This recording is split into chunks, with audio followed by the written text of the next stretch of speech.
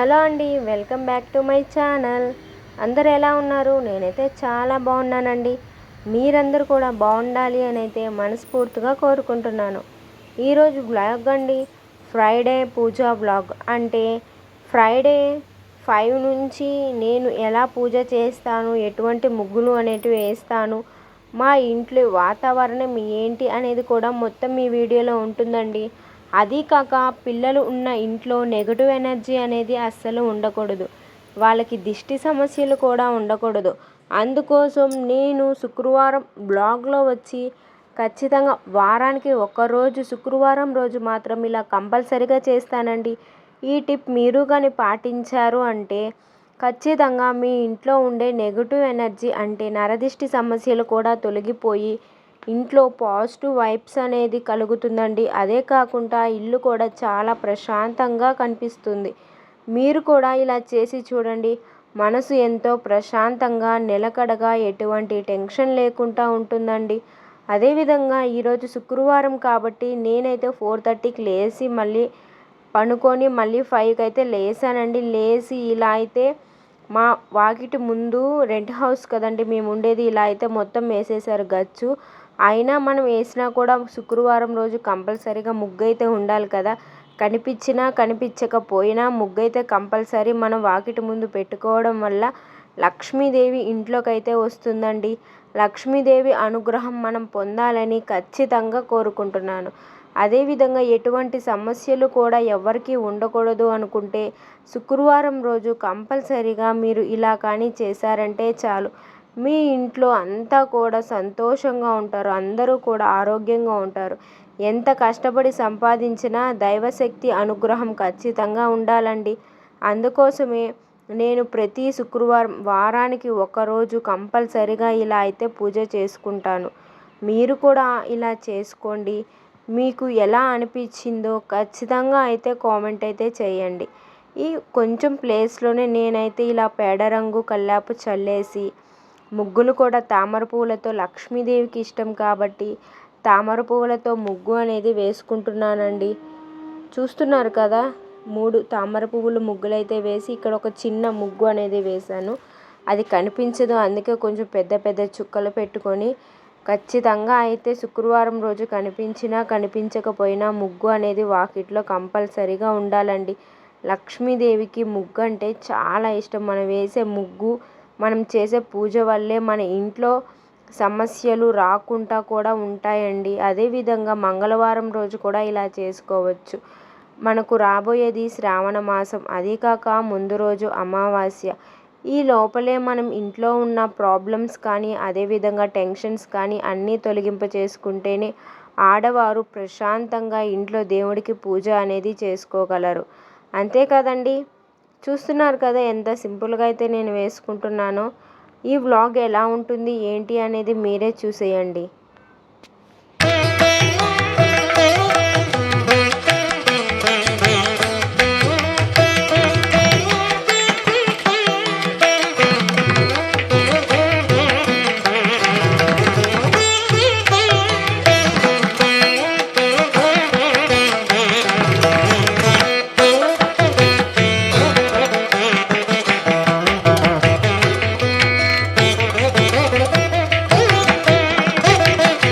చాలామంది వాకిట్లో పసుపు కుంకుమ వేయకూడదు, తొక్కుతారు.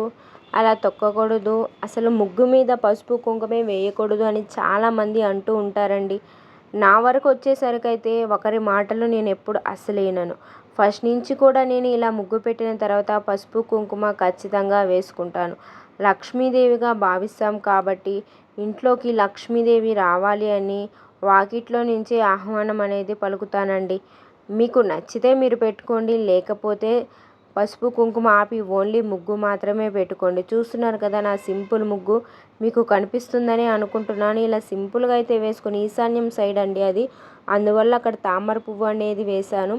ఇక్కడ వరుసగా అయితే ఇల్లులు ఉంటాయండి. మా పక్కింట్లో వాళ్ళైతే ఇలా మనీ ప్లాంట్ చెట్టు అన్ని గోడల మీద, వాళ్ళ హౌస్ కూడా మీకు చూపిస్తానండి. ఆ అక్క చాలా డిజైన్గా అయితే పెట్టుకుంటారు.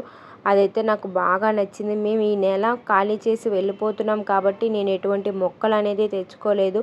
మా బిల్డింగ్లో ఉన్న మొక్కలను, అదేవిధంగా ఏ ఏ మొక్కలు ఉన్నాయి, ఎలా ఉంటుంది అనేది కూడా మీకు చూపిస్తానండి. చూస్తున్నారు కదా క్లైమేట్ అనేది కూడా ఎలా ఉందో, మా సైడ్ ఉండే బిల్డింగ్స్ అవన్నీ కూడా అండి. చూస్తున్నారు కదా ఆ అక్క వాళ్ళ ఇంటి దగ్గర అయితే ఇలా ఉంటుంది. మా పక్కన ఇల్లేనండి.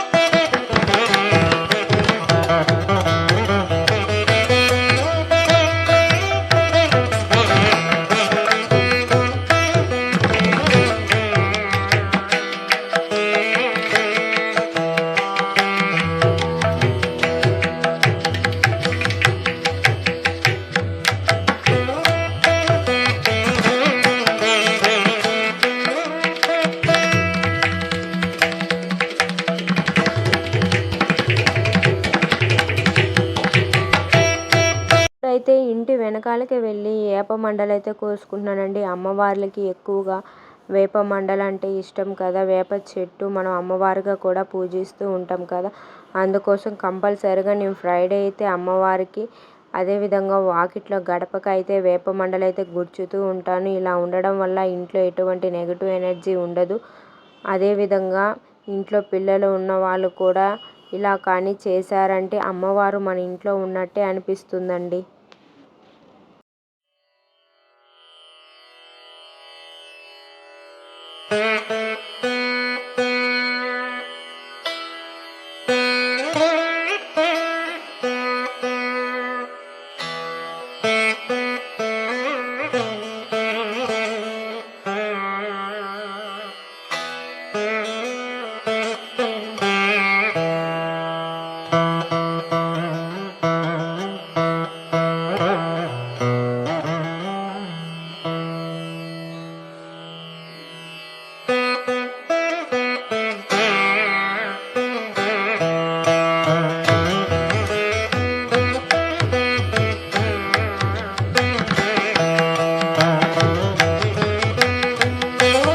ఇదంతా కంప్లీట్ అయ్యే లోపలికి నేను హీటర్లో అయితే నీళ్ళు అనేది కాసి పెట్టుకున్నానండి. అందులో పసుపు అనేది యాడ్ చేశాను.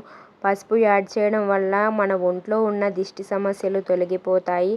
ఇలా చేయడం వల్ల కూడా చాలా మంచిది, ఆరోగ్యానికి కూడా మంచిదండి. అందుకోసమే నేను ప్రతిరోజు కూడా ఇలానే చేస్తూ ఉంటాను. శుక్రవారం అయితే కంపల్సరిగా చేస్తానండి.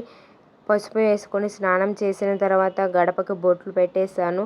ఇదైతే వీడియో అనేది తీయలేదండి. ఇలా అయితే తీసాను. తర్వాత ఇంట్లో ఎటువంటి దిష్టి ఉండకుండా, నరదిష్టి, కనుదిష్టి ఇలాంటివి ఉండకుండా ఉండడానికి ఒక నిమ్మకాయని 2 భాగాలుగా కట్ చేసి కుంకుమ అద్దైతే గడపకి ఇరువైపులా పెట్టానండి. ఇలా వారానికి ఒకసారి చేయడం వల్ల మన ఇంట్లో ఎటువంటి ప్రాబ్లమ్స్, గొడవలు, ఎటువంటి సమస్యలు అనేటివి కూడా ఉండవండి. పెళ్ళైనప్పటి నుంచి నేను ఇలాగే చేస్తూ ఉన్నాను. మా అమ్మ వాళ్ళ ఇంట్లో అసలు చేసేది లేదు. ఎక్కడైతే కంపల్సరీగా అయితే నేను ఇవన్నీ చేస్తానండి.